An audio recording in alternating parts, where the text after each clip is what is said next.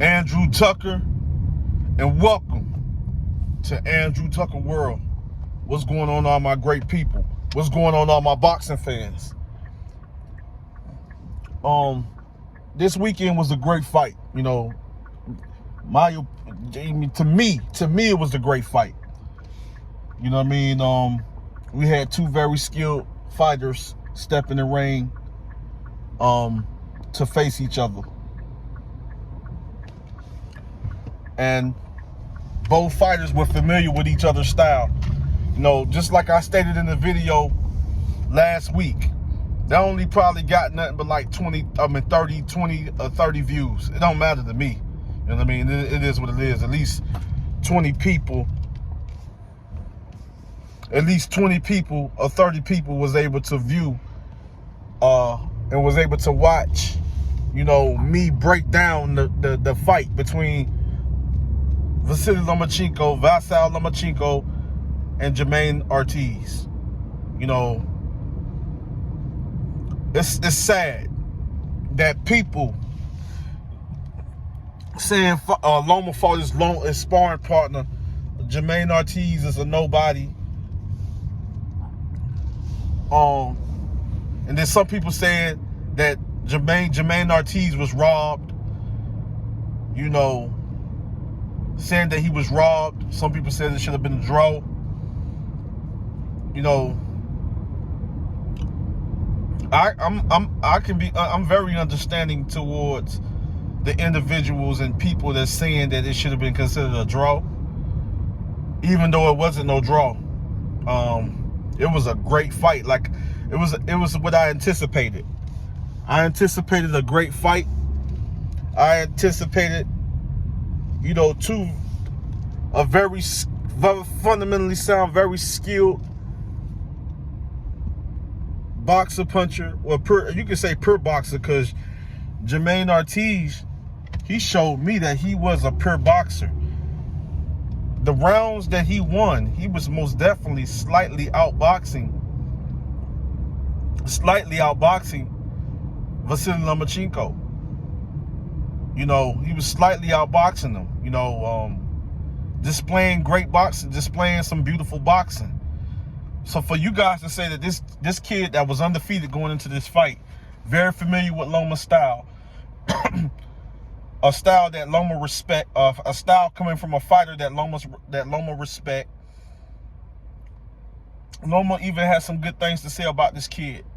And for people that really pay attention to boxing and that really watch boxing and that's new, and this kid is new to them, you know, and they able to analyze and they able to detect, they're able to view and to see that this kid is so skilled and very fundamentally sound. Much love and respect to you guys, because you guys are not just only boxing content creators, but you guys know boxing.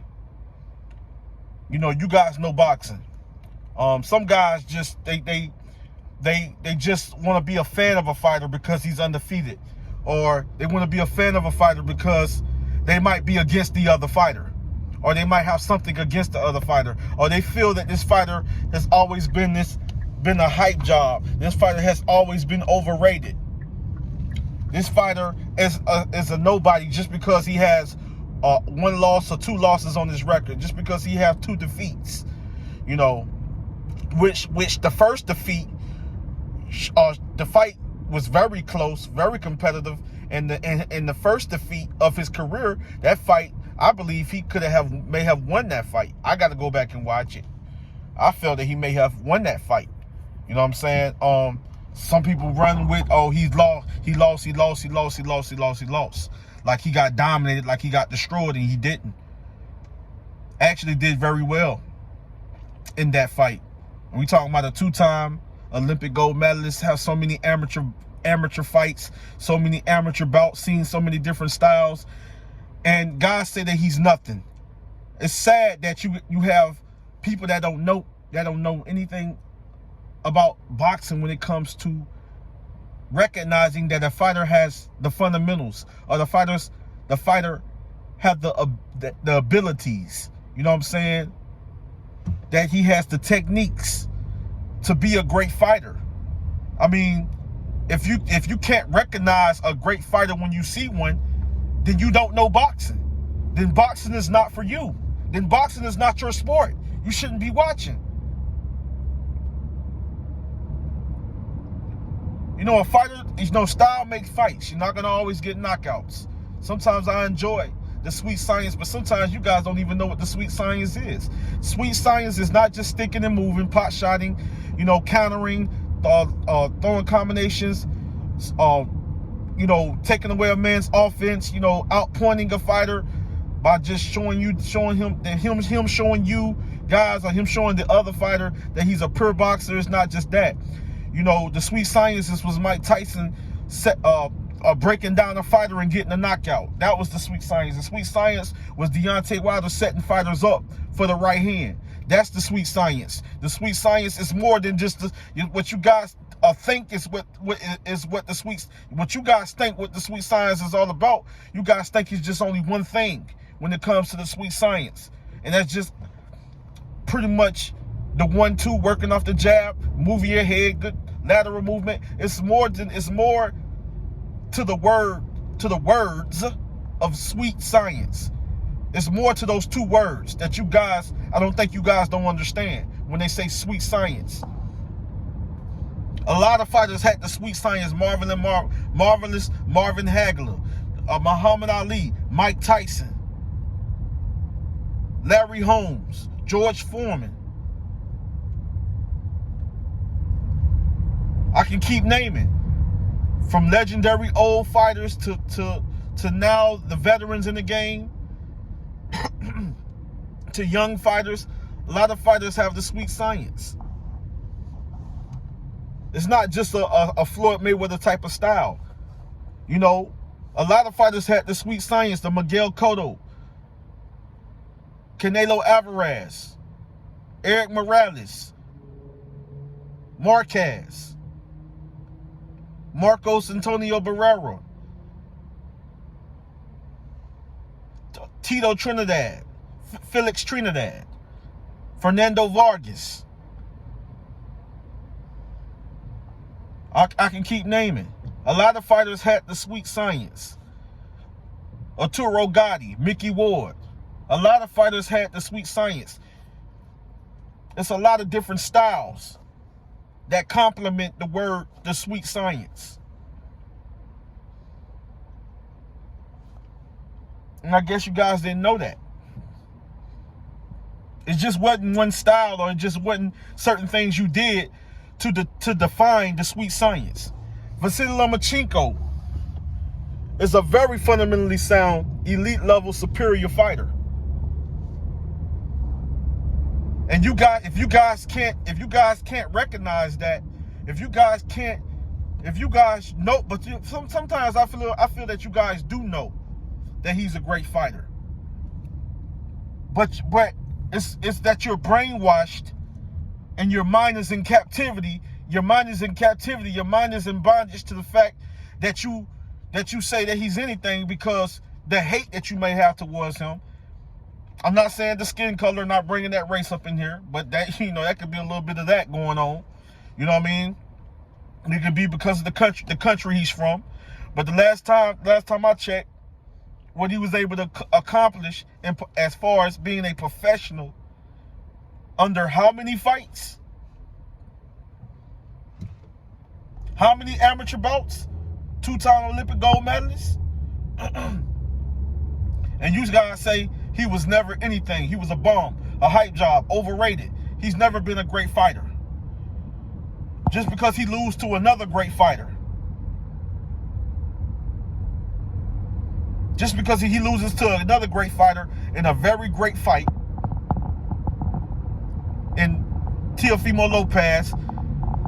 Teofimo Lopez loses to George Kambosos Jr., which is a solid fighter, who just recently got beat by another great fighter, elite level fighter, a very fundamentally sound, superior elite level fighter, even at his age, Devin the Dream Haney. A lot of these guys are great fighters. You got good fighters, but you got great elite level, superior fighters, boxers, boxer punchers, technical brawlers, per boxer punchers. Technically sound fighters. Jermaine Ortiz will bounce back, and it was a very close fight. I had it 7 rounds to 5. Loma won the fight. It was no robbery. It was no robbery. Loma won the fight. He had to make the necessary adjustments against this very skilled, fundamentally sound boxer puncher, pure boxer puncher in Jermaine Ortiz. The kid will bounce back, and the kid is going to do great. That's what I strongly believe.